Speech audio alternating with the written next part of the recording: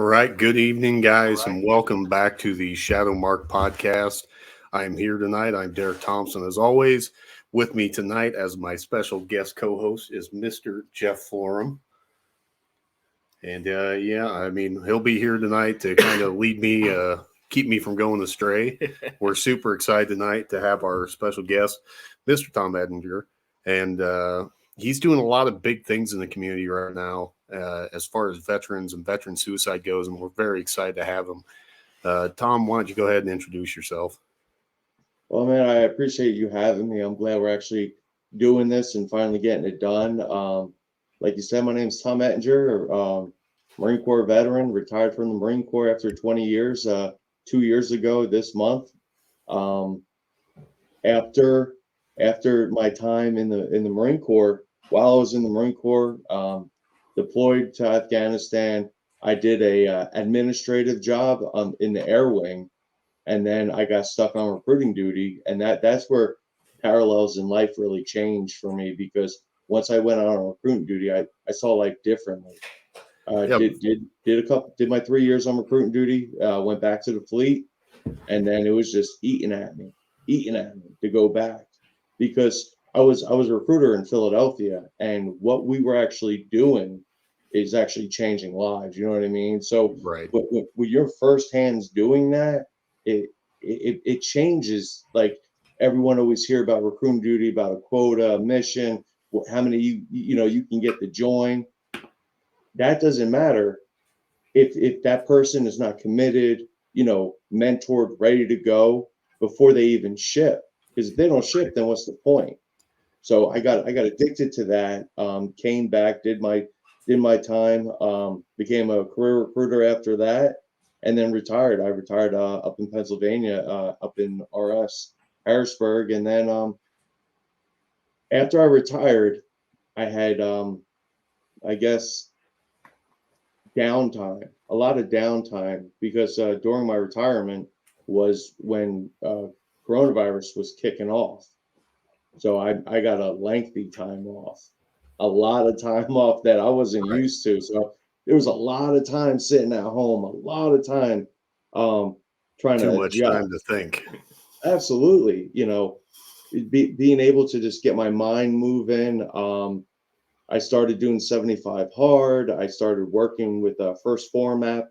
I started doing things because I felt like that was, this is the new thing. While I was getting out, while I was preparing to retire, I went and I got my personal trainer certificate and my strength and conditioning certificate to be a trainer, because I thought that's where I was headed. That's I incredible. was working out. I was doing all these things. So I was like, you know what? This is going to be the easy life when I retire. And the longer I did it, I started getting more and more inspired on Instagram for seeing Red Friday. And when I was in, you really don't see all that. And at the time, so that started weighing heavy on me. Like, when I retired, I kind of drifted away from everybody, that I served with. You get that, like, I fell into like an isolation kind of thing, where being off so long before I retired, I kind of like became an introvert, huge introvert, where Well, I he was was just, also being encouraged. He was being oh, encouraged by everybody. Isolate, isolate, isolate. but I dug it. I loved it. See, I loved it. You're like, yeah, everybody stay the fuck away from me.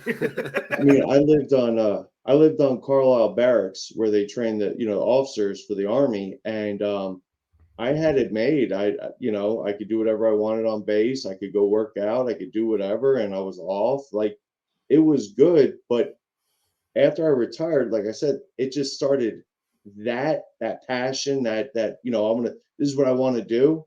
That just kind of drifted away. It kind of goes away, in waves. Like, what could I do now to replace my mind from running, 24 hours a day, from being busy? What can I do now? And I just started exploring different things, trying to. I'm sorry. No, you're fine. So you have a chance to do a lot of things in that free time and to try to kind of spread yourself out and really dive into what helps you and what's getting you mentally prepared, right? Absolutely. I think that was the best transitioning I could do, I think, because I was in an environment that was isolated. I didn't have no stress, no worries, no nothing. So it was the best until I moved. And then life kept happening.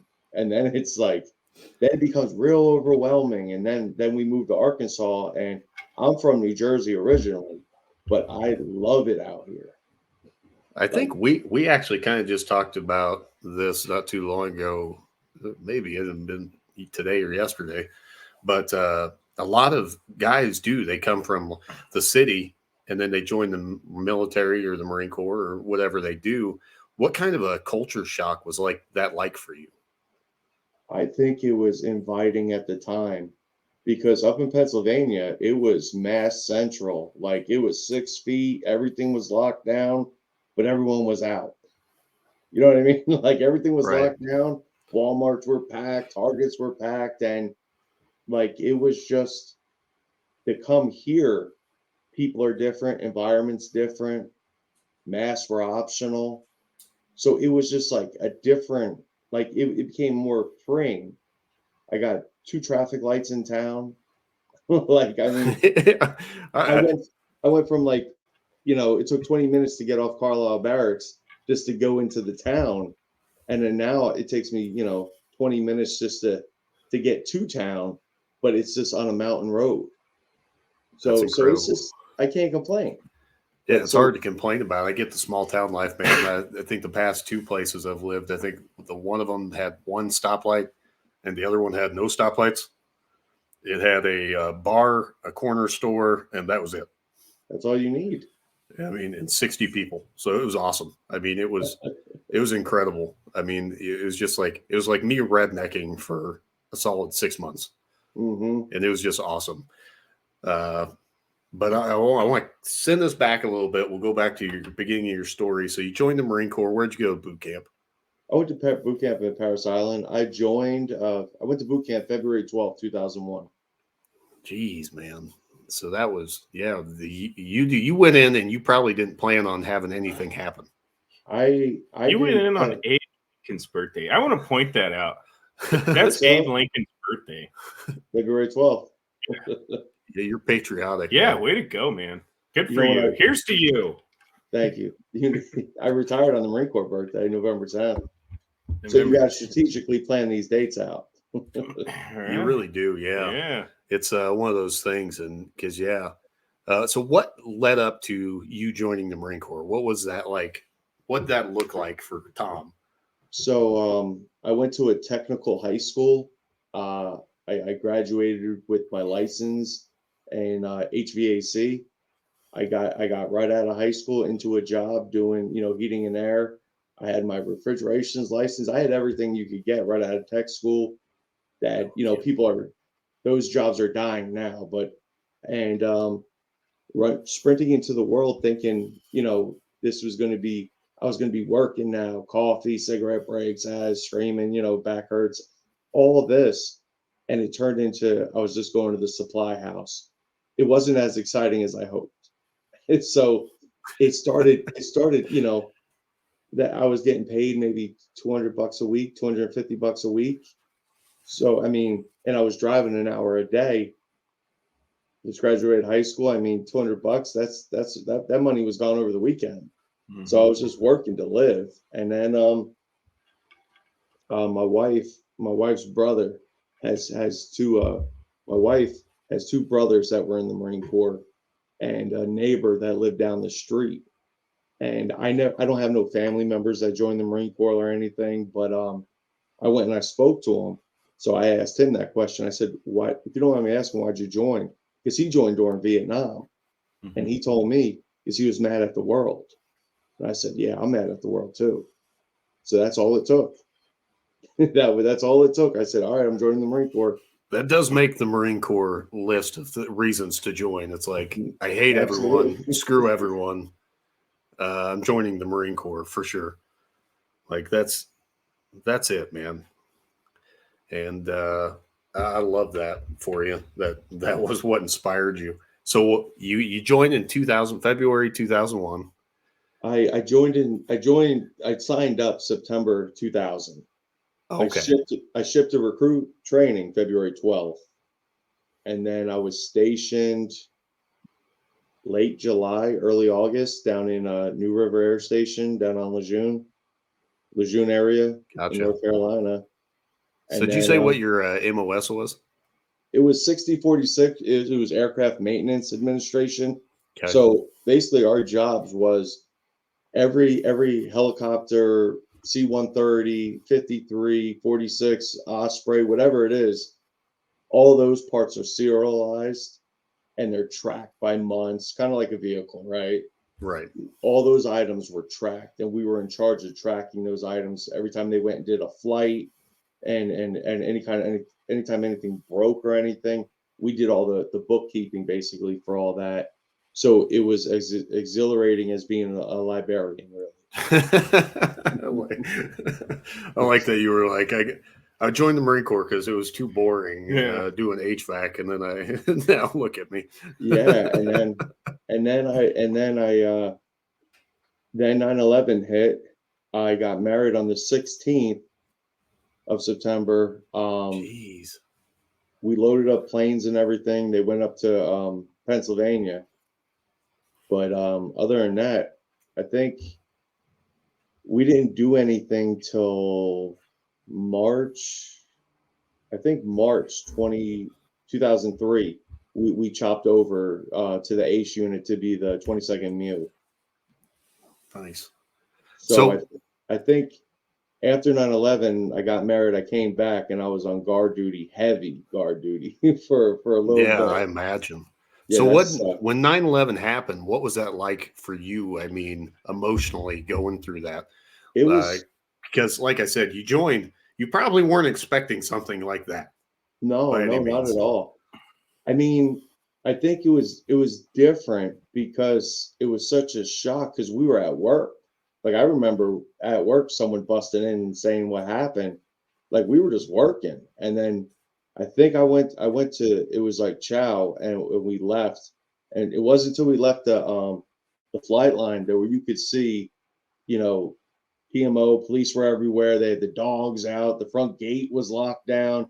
They shut all the flight line gates, and that was the beginning of just like how it is now, I guess. Like everything is so heavily. I remember driving on Lejeune. You just had to hold your ID out the window, and they just waved you on. And then after that, stripped body searches to get on. So I mean, like that. It changed. It changed a lot. It changed to where a lot of the people I worked with were old Marines that came from artillery, motor T, tracks, tanks, and the longer they were in their career, they went to the aviation.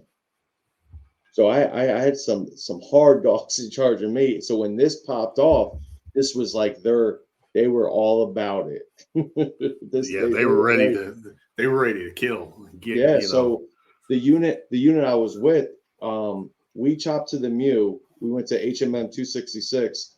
When we chopped, my unit went straight to Djibouti.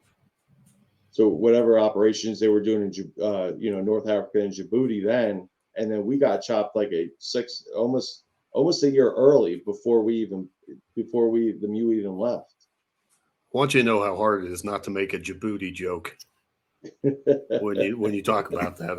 I really held that one in, so I'm pretty proud of myself for that right now. But that's Absolutely. Awesome. So you end up with a bunch of hard chargers, and then kind of everything's rolling. How do you end up on recruiting duty? So when I came back from Afghanistan, I re-enlisted and I went to a non-deployable unit when they were just turning the CH-46s into the Ospreys. So they were shutting down all the 46 stations and schooling those kids out, and then all those units were becoming what we have now as the Ospreys. So Gotcha. So I was in a non-deployable unit. That got boring. The unit I was with that deployed, they turned around 6 months later, went to Iraq. Right. and there I was sitting there for another year not doing anything. So I was like, you know what?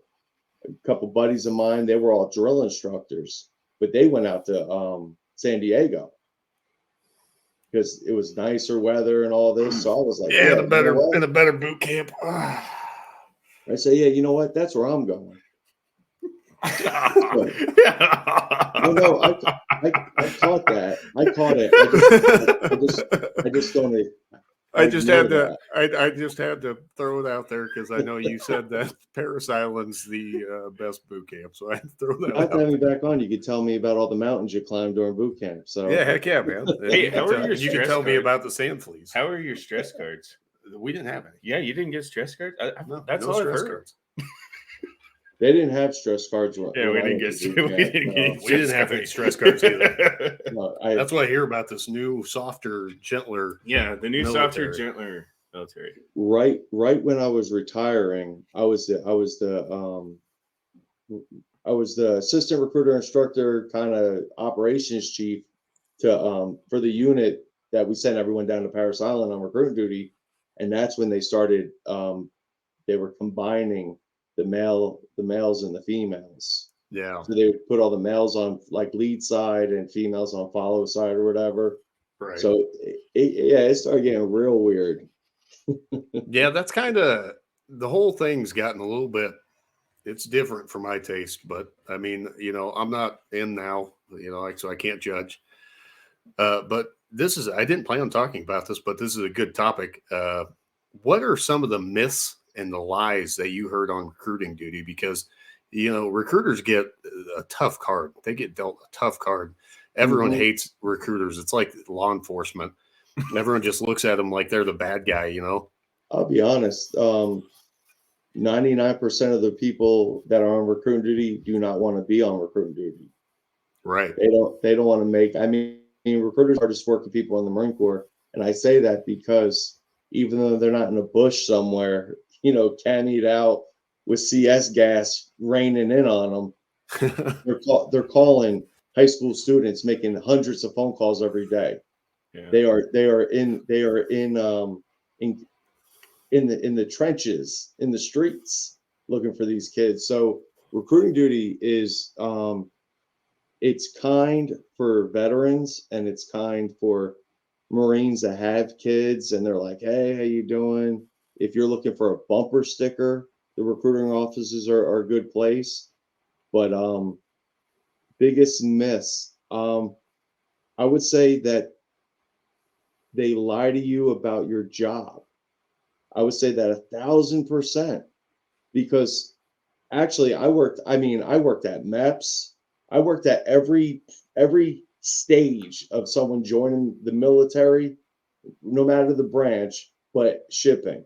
So, I've been able to see everything. And I think a lot of the misconceptions are, one, like I said, recruiters lying, picking about your job. I would say misconceptions about what is written and what is actually said.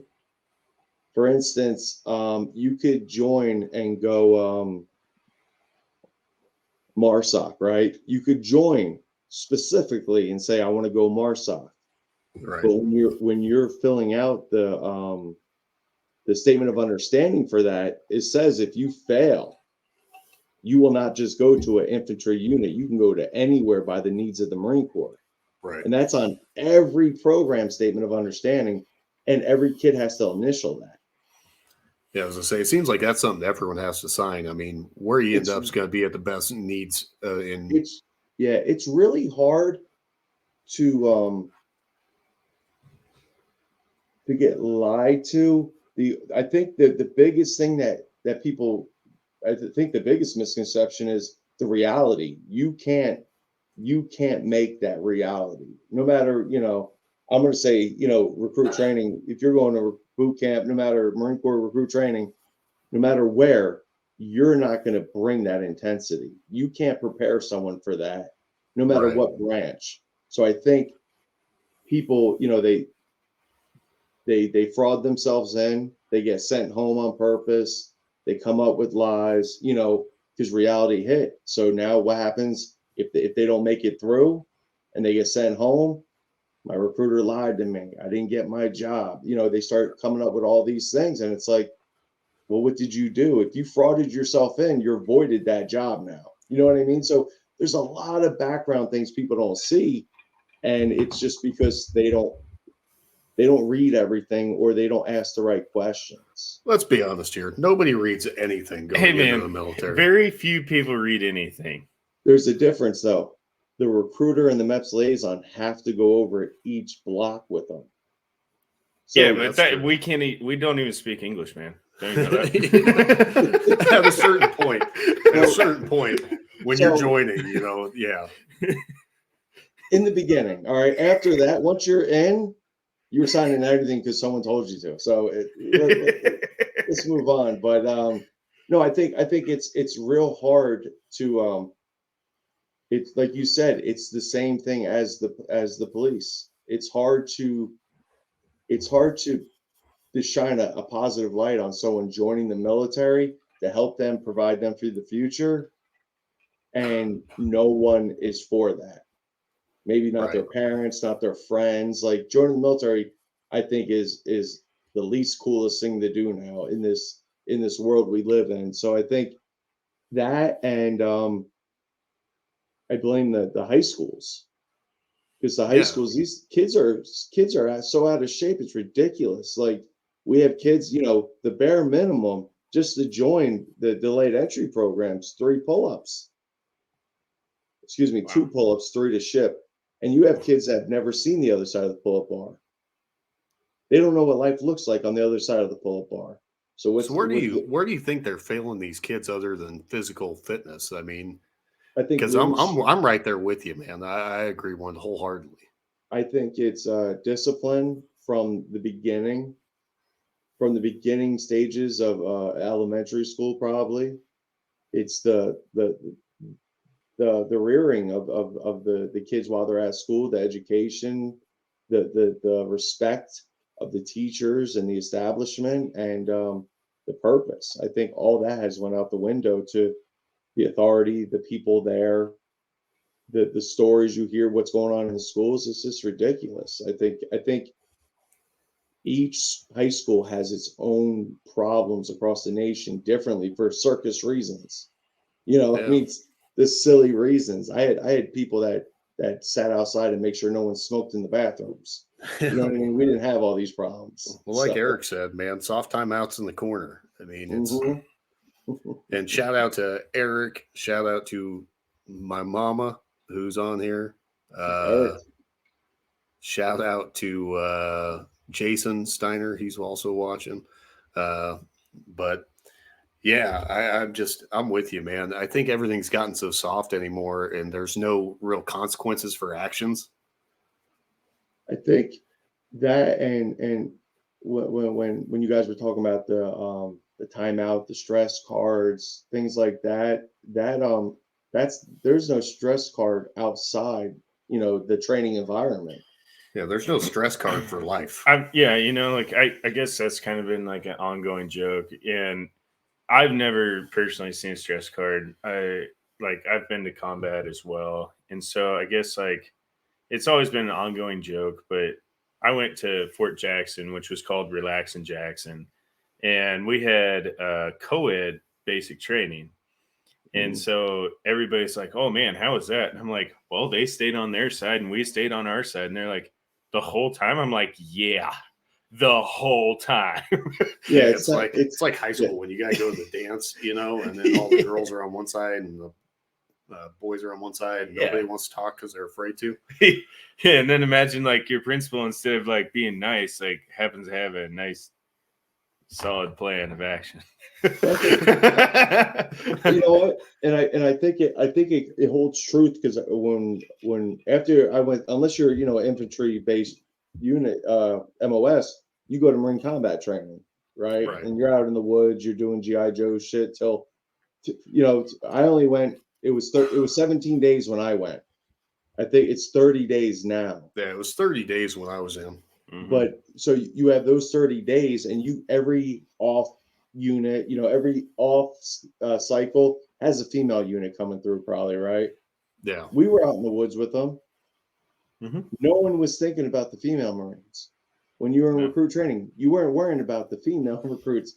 You were worrying about yourself. So I think that's a big miscommunication, because no one's trying to get busy and boot them. Yeah. You know Yeah, what I'm saying? well, that's not always true. You had some guys trying to get kicked out. Hey. You had some guys trying to get kicked out that were trying to get busy to get kicked out. I Hey, mean, man, you only get cut one time. yeah. I mean, and I had never thought about that, what you were saying, where you said when guys get kicked out, then they have to make up excuses and lies. I never even thought about that. That's that true. never I crossed my mind, witnessed man. it. Yeah, I witnessed it. I mean, and it doesn't impact them till they come back. Mhm. There's no sand fleas, there's no drill instructor, there's no one there. They're home again, and then they're trying to go back in, and it's like, well, it's not that easy, because drill instructors will tell them, like, yeah, just go back to your recruiter, you can come back. Right. Everything is, can it happen or will it happen? You know what I mean? Yeah, Like, exactly. so there's a lot of things like that, I believe, that are misconceptions out there that people don't see. And the Marine Corps recruiting is a business, but it's because people get out every day. So I think people fail to realize that, like, you might see a couple recruiting commercials and some things here and there, but the effort, that the war against recruiting is bigger than recruiters. You have, Yeah, I'd agree with that. counselors, high schools, teachers, parents, friends. It's a lot bigger than Which, old sergeant yeah, recruiter. which I mean, kind of comes down to the whole, everything's gotten softer. I mean, you got parents that are trying to protect their kids, protect being the key word there, who think they know better. But we don't have a country of people that really understand what it cost and what it means to instill freedom into the country and the Absolutely. rights we have, which I hate seeing. But, it takes guys like us to help remind them of that and really get back to our grassroots of, it takes brave men and women to get out there and do what we do. And the Absolutely. fact that volunteerism is dying, Mm-hmm. uh, across the board. So the military, everything. Yeah, man. I mean, I'm glad you touched on that grassroots, because even like for this, going through and just reaching out to other veterans that you've never met, or being comfortable enough to have those types of people around you, that just says you're a solid dude already. Like, to me, that really stands out, because like having a grassroots effort, when you try and drive that from people from the top down, they can't do it. Like, those guys can't do it. And no offense to officers, but fuck officers. So they can't really fucking come down off their fucking high horse to talk to enlisted dudes, man. They don't even know the lingo. And sometimes that really puts them in a bind. Oh, absolutely. I think what got me really catapulted in everything is just thinking about situations. I've had a bunch of people in my career on recruit duty that tried to take their life, and like, I was there, like, I was a recruiter, you know what I mean? And I'm like, Right. it sucks. It sucks if you suck. It sucks if you're good on recruiter. Like, it sucks regardless. Right. But a lot of people aren't, they can make it through recruit training, they become Marines, or they snap under pressure. They get deployed, or they get put in a position, and a lot of people ain't made for that. Yeah, I And was going to it, say, like, we had guys at boot camp trying to dive off the third story onto their neck to get out of boot camp because they couldn't handle the stress. and you volunteered. Yeah. Yeah. So Yeah. Like, that's the weirdest part about it. Yeah. You should understand going into it. It's not going to be easy. Right. mhm. Like, I don't know anybody that's like, man, I signed up so I could just have like a cake ride in the military. Yeah, like, that's what the Air Force is for. Yeah, that's what the Air Force is for. Like, excuse me, you got a limousine to chow? You're in basic training. Like, that's what we're here for, And I think there's a lack of understanding that life is hard, life is difficult, it's going to be stressful, and this is where I get kind of interested. Your big thing, you've got coming up here is Sitrep 22, right? Mm-hmm. I'm excited to hear about that.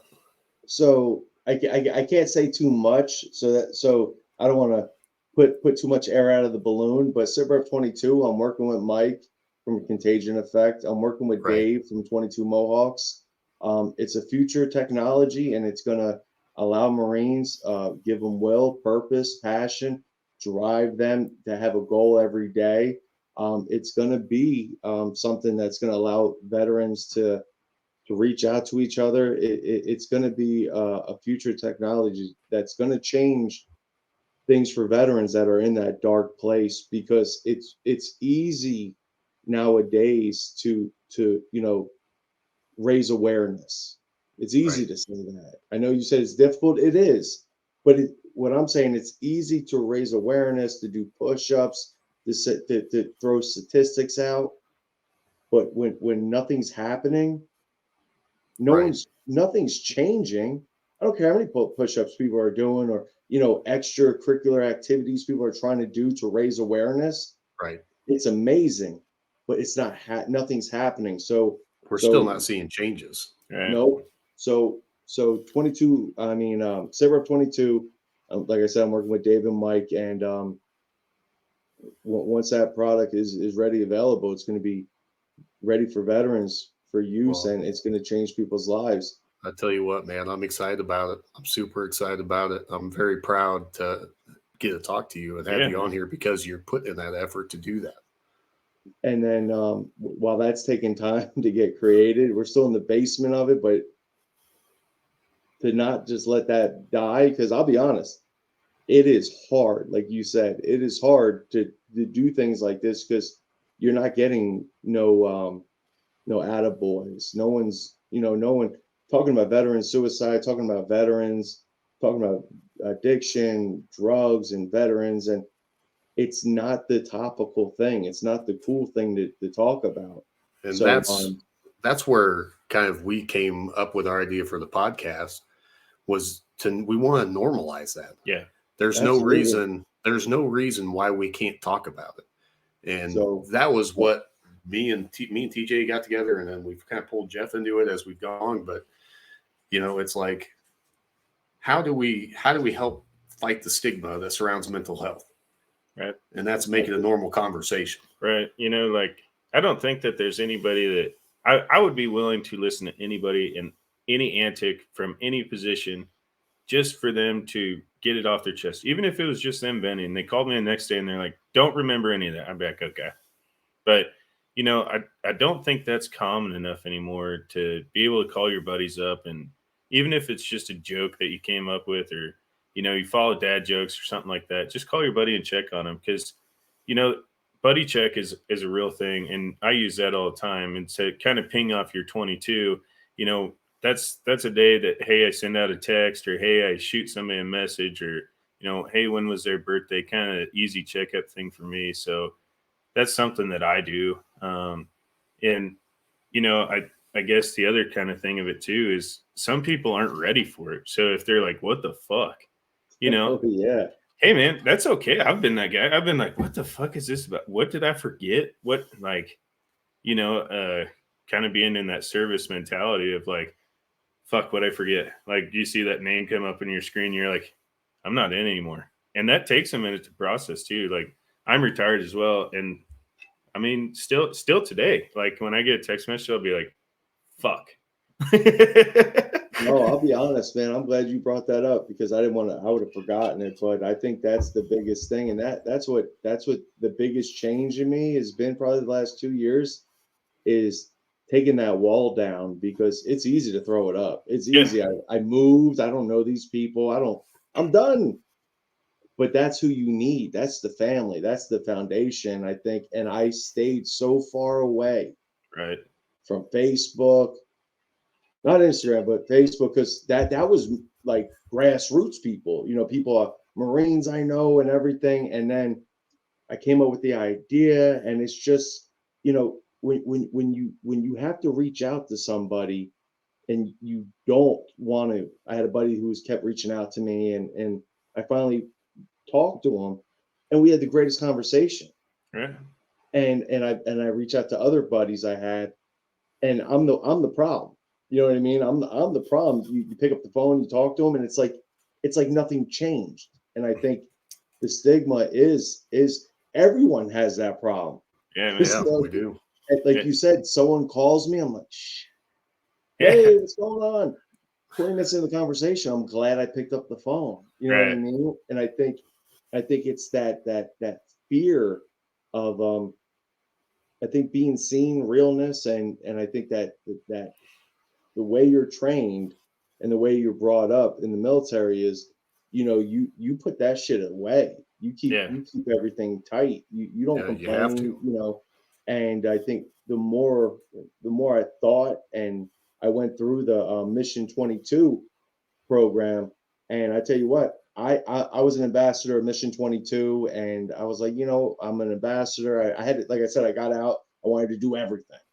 And then I became an ambassador of Mission 22, but I never went through it. I didn't know nothing about it. I know they do things, but I wanted to know more. So I went through the program just to check it out. And I'll tell you what, it actually changed different parts of me, because what that fear of remembering, that fear, those walls you put up, those doors with big locks on them, you don't want to visit places. And a lot of the trauma, I want to say, comes before you even join the military.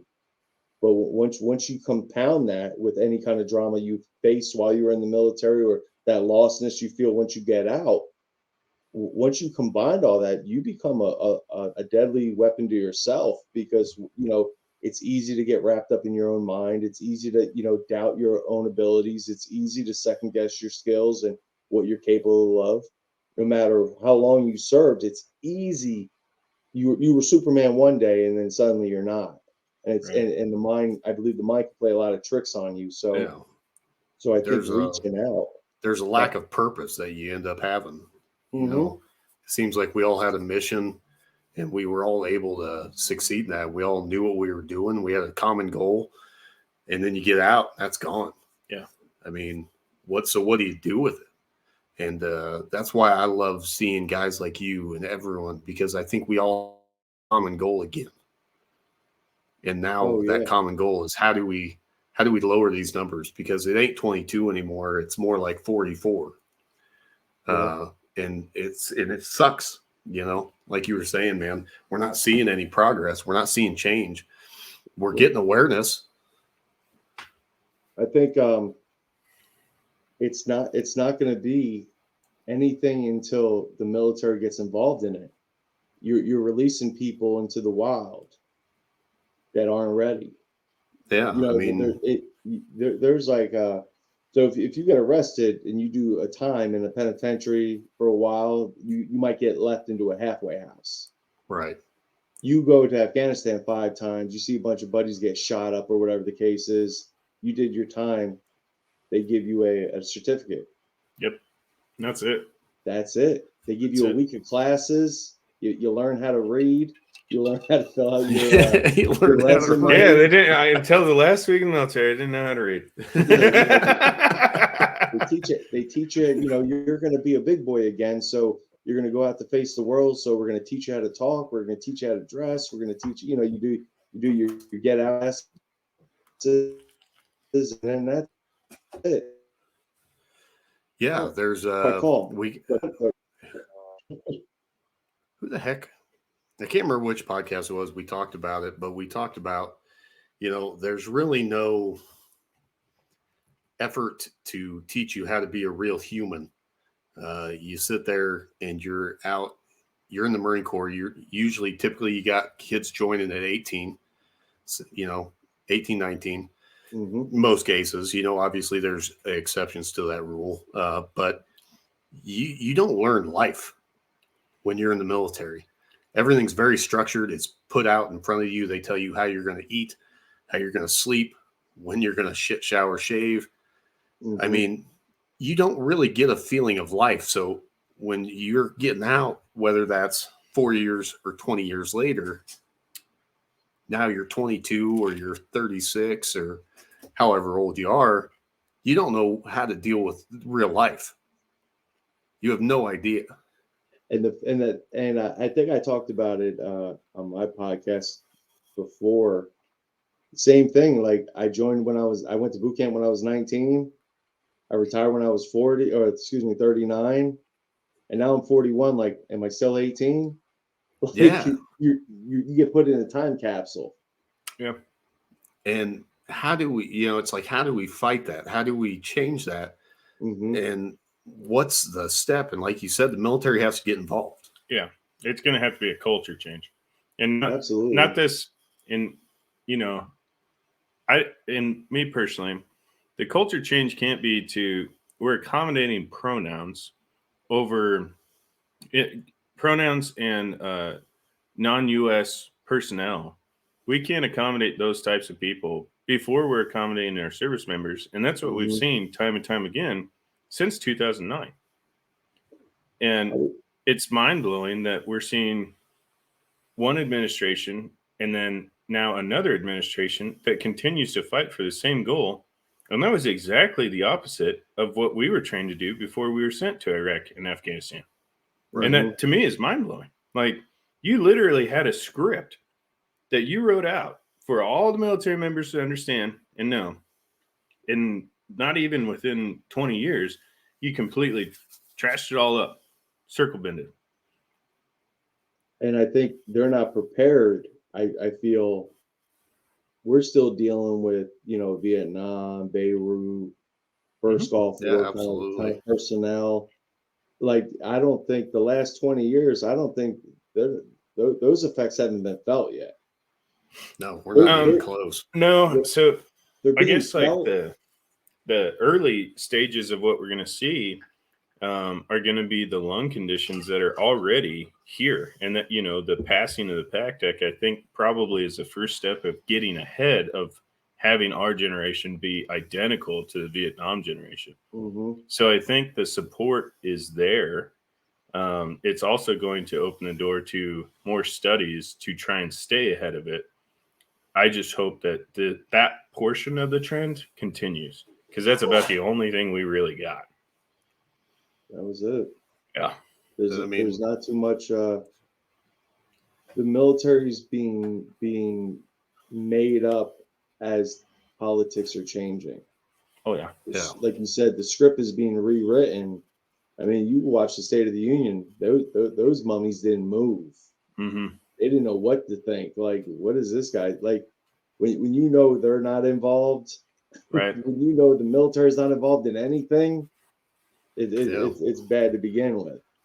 It's not customary for the military to support the commander in chief in like a standing ovation. However, I don't know that I've ever seen a State of the Union be non-applauded all around. So, and I mean, it's a thing right now where the country's basically turned into this giant petri dish where they're trying to test different political ideas and all that. And I don't like diving into that stuff personally, just because, it's not what I'm here for. But, right. It is leaning into the veteran world and into the world at large, where we have to start paying attention to it, and we have to. I mean, there's no other choice for us. And, I'm kind of learning that as I go now, trying to be more involved in helping, change. We have to change the script. I mean, and how do we do that? We have to take it to our politicians. Yeah. And I guess one of the things that I've done is I've followed for Nebraska, our politics fairly closely. And I'll find reasons to why our senators should be supporting a bill, or why our congressmen should be supporting a bill. And, if we don't have that co-sponsor, and we're seeing a lot of other states push pretty heavy in that region, that's one of the things I'm like, hey, why aren't we co-sponsoring this? One example was the Major Richard Starr Act. It doesn't cost the taxpayer any dollars, $0. There's a military trust fund attached to it, and still they're struggling to get people to co-sponsor it. And that's mind-blowing to me. It's absolutely mind-blowing. I think it's because that's a business within a business. I think the biggest struggle veteran mental health has now is the integration of the new civilian mental health and what is really mental health. like what a veteran's dealing with, or you've been on TikTok too long. Yeah, man. Like people are like, the vice president was talking about climate change and it's affecting people, and I'm like, what? Like, people are depressed about climate change, and I'm like, what? Like, that's the problem. God, They're we're not dealing fucking with any privileged problems. country, you know it. So we kind of have to be our own advocates. Yeah, and I think we're the veterans are the biggest support group. If veterans were part of the support group, you have to get out of your own way and be there. Like you guys said earlier, you have to do the buddy checks. You've got to check in with people, because I had someone ask me, I made a post and someone said, it's hard to reach out to people if they don't say anything. And I'm like, well, they're not going to. That's why you have to say something, because they're not going to be screaming, I'm going to kill myself. Yeah. I'm dealing with this. That they've already complained enough. Yeah. It's somebody Mm-hmm. at one point, and they got ignored. Yeah, man. Like, some of these stories that are out there are fucking absolutely heartbreaking. Mm-hmm. And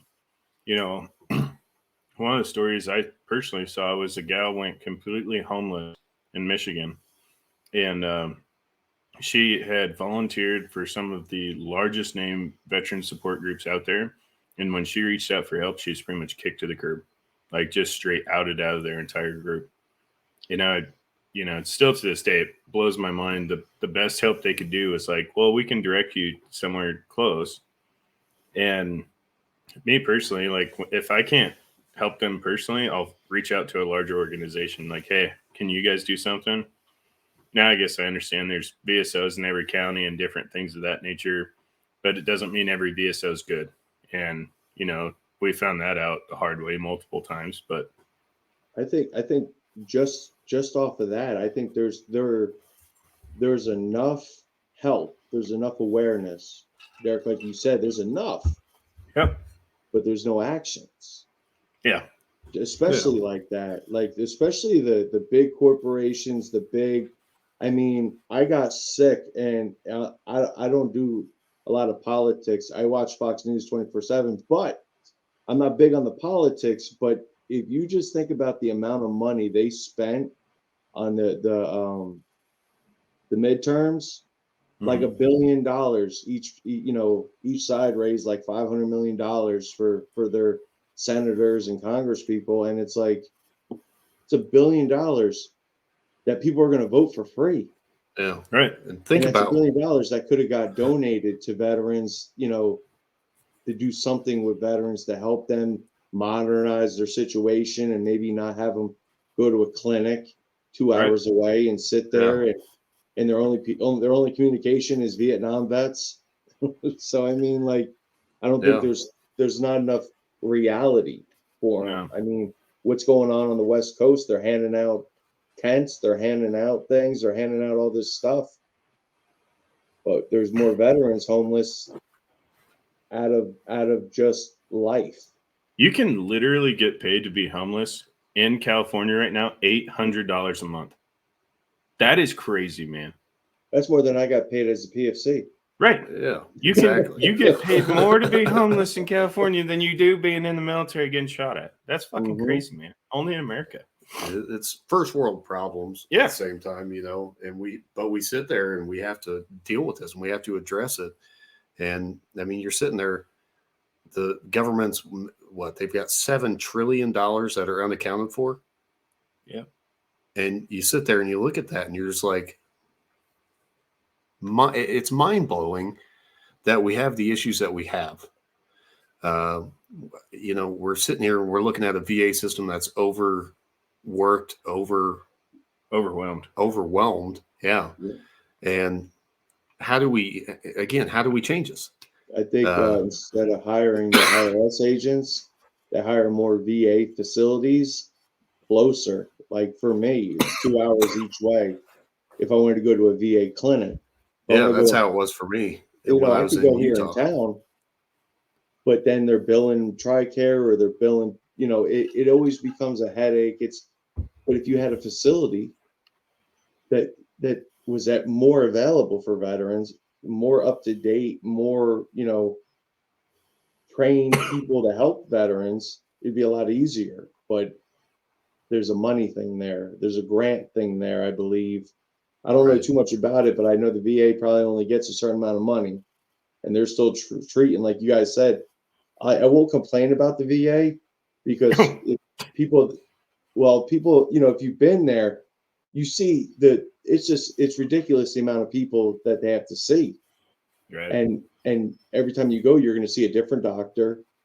Like it's not the best at all, not even close. But like you said, it has to be a better way. There wouldn't be veteran support organizations and veteran support groups if the VA was perfect. Mm-hmm. Yeah, exactly. Yeah. And we see that every day. Yeah. But Tom, you're very big. I follow you on social medias, and you do a very good job at getting the word out there about 988 and Red and just checking in on everybody. So with that being said, what do you think the best thing we can do as a community of veterans, and not even just veterans but heroes?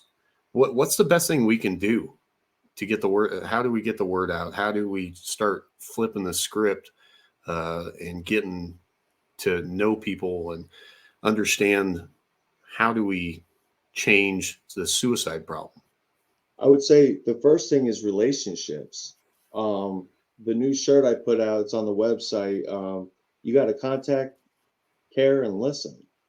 You're not just going to check in with someone and say, "How you doing? Are you good?"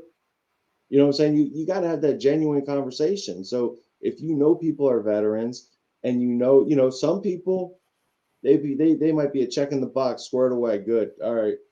But it's the people you don't. So the community of building those relationships with people like this, people like I know everyone that through this little network. You know what I mean? You're right. So it's like these networks that keep building up and picking up, and podcasts and more veterans getting together creates the tidal wave of more word getting out, and then more people feeling more comfortable. The reason I started my podcast was the same reason you said earlier. We only hear about veterans doing amazing things. You don't hear about the guy who did 4 years, 8 years, 16 years and got out, or he got out. Like all these guys that are starting their own veteran-owned businesses. Maybe it might not be anything with veteran mental health or anything, but they're starting their own businesses, being supported by veterans. You know what I mean? Like Right. I believe the veteran society has to bring it. You got to step up because we all have the same intensity. You know how to bring it. And when you have enough cohesion of people going the same way, it's going to make more people more comfortable. And I feel myself, when you're able to be more comfortable and just state how you feel and be able to integrate into society and not feel different or weird, then you're able to communicate a little bit better once you have relationships with people that make you feel easier to make contact with, and if you're dealing with issues before it gets too late. You know what I mean? Right. So I think that's the biggest thing, is building those relationships. Not now. I think too many people look at it as it's their fault, Right. or I wish I would have known. That's the biggest thing I always hear. I wish I would have known. And then you look and it's like, well, there's 1,000 signs. You didn't look close enough because there was no relationship there. Yeah. Why didn't we know? It's because because we have to care about each other the same way we did when we were in. Mm-hmm. Absolutely. And I think we might be hundreds of miles now apart, but we still have the internet to be able to check on each other until we can see each other again. Yeah, I think now it's the best place in time to you could FaceTime someone, you could get on the internet with them. Like no matter what, you could get a hold of somebody before. Right. And if you're not in that position, 988 is the best option, because I'm not that guy. I'd Right. stumble. If someone called me and they were, I would lead them towards 988, and with the professional, or everyone likes to text now. Text them. Right. Once I found that out, I was like, you can call or text 24/7. And I think the biggest problem with that is not enough of those 988 locations are up and running enough throughout the nation, because they got a grant was running out, and a lot of those places, they can't fund them. They can't fund all the people, as we just talked about, the Right. boatloads of money get everywhere. But I think 988, caring, building relationships, and just honestly being involved in people's lives. You have to honestly care and get involved to be able to find out, because if you don't build that relationship, no one's going to, if you don't build that rapport, no one's going to tell you anything. Mm-hmm. So I think you have to build that rapport with them, talk with veterans, and lead them to the right places and check on them. It can't Yeah. just be, hey, call 988, they'll help you. I ain't got time for your shit. And then you don't talk to them again until you find out bad things happen. Right. Right. You got to follow up. Always follow Mhm. up. Yeah. I mean, it's just one of those things, like you said, and it does. It takes building the rapport, and that's kind of what we're trying to do here, is build that rapport, and that's what we love doing. It's networking, and if I can't help you, I know somebody else that can help you, Right. Absolutely. and that's what we want to do. You know what I mean? And this is one thing I found out for my local VA. Their suicide hotline didn't work. It would tell you to press 7, and it didn't work. And so one night, I don't know what I was doing, but I decided I was going to try it, and it didn't work. And dude, like, that was the most disheartening thing I think I'd ever felt in my life, was like knowing that somebody could have called that and it didn't work. Yeah. And so, like, after that, I made it my own personal mission to go get it fixed. But that's like the little things that people don't check on anymore too.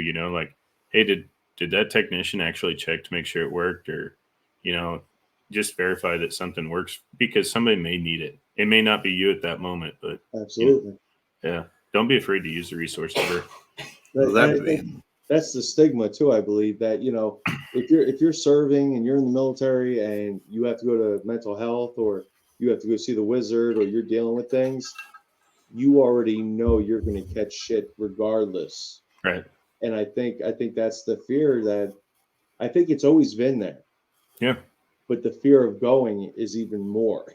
So I think being natural and being comfortable, it's easier when you're out. And I think that's the problem. It's not getting embedded to the military while they're in, that, hey, it's okay Right. that, if you're dealing with any issues or anything, because it's not going to affect your work performance. Because I think people are too worried about getting in trouble, or everyone's on their damn phone, where they don't want to take the time to go talk to someone, because that one conversation could change the whole path Yeah. of that person's day, and they could be on the straight and narrow, but they just had to be able to exhale. Hmm. And I think you right. have too many veterans holding their breath, and you can only hold it in for so long, so you got to get it out. For sure. Right. That being said, we've kind of hit our hour mark. I just want to give Tom, you the platform here. Tell us everything you've been doing, what you're doing, what's to come, and then we'll get out of your hair, because I know you got things to do tonight. I know everyone else has things to do tonight. But no, man, I appreciate you guys having me on. It's always great to talk to veterans. Army, it's good. That's good too. And Marines, that's even better. But I would say, Sitrep 22 is coming. It's going to be the future for veterans, and it's going to save lives. Until that comes, you could always see me every week, every Friday. I'm dropping a Every Second Counts podcast, and it's strictly for veterans that are dealing with mental health, motivation, whatever you dealt with your career to get your story out, because you're a hero and you made it. You're a warrior and you made it. And now your experience could help someone that's dealing with something right now, especially if you're older. Your experiences could help these young warriors right now that are either still in or getting ready to get out, no matter what. And I think Right. if you want to help support, you can go to sitrep22.org and help buy some shirts and help fund the effort, because freedom isn't free. Awesome. Yeah. And we're going to sit there. We'll tag that into the show notes and whatnot. I can't be more happy to have you here, man. Yeah. And spreading the word, man. You guys are out there spreading the word, and I think we're building an army of people doing the right thing. Man. And I think enough people are going to start getting it, and awareness will be there'll be awareness flags. It will be powerful. And I think it's just taking now, over 20 years later, for everyone to feel the effects, to start saying, you know what, we don't have to be like the Vietnam era. We're better than that. We have more technology, and I think we could help save some lives together. Absolutely. Big shout out to the Contagion Effect as well, Eric and Mike. Those guys are always doing incredible things. They're out there helping you. I love seeing that you guys have something big coming up. That's just amazing to me. Super excited about it. And Dave and Stacy from 22 Mohawks. Yeah, I got to shout 22 Mohawks. I love 22 Mohawks. Dave and Stacy are amazing. It's awesome. This is what I was talking about by networking. Absolutely. We know Dave and Stacy. We know Mike and Eric, and I love all of them. They're incredible human beings. If you guys haven't, check out 22 Mohawks. Check out Contagion Effect. Make sure you do that. Like Tom said, every second counts. Check out his podcast. We can't wait to see what Sitrep 22 is and what all is going to be included in that. We typically end our show on what's something you took from the show. So I'll start with you, Tom. I got one more plug. I got to shout out Warrior Wad. Yes. If you haven't listened to Warrior Wad, Phil Palmer, former captain, United States Marine Corps. He Purple Heart winner, outstanding dude. I chopped it up with him. Warrior Wad has an outstanding program for people to join, get 6 months gym membership, a dietitian for 6 months, and they're looking for buddies to check in. So go to warriorwad.org, or you can go to my page, my Instagram page, Tom_Ettinger81. In my links, I have the Warrior Wad. If you want to be a buddy that's contacting someone that's going through that 6-month program once or twice a week, just talk to them. And these are the people that are battling, and they get that 6-month ride, and Phil's doing incredible things with that. And the problem is buddies. Yeah, that'd be incredible. I'd love to be a buddy. It sounds incredible. I need a dietitian too, because I've got fat. But the biggest thing I took out of the show was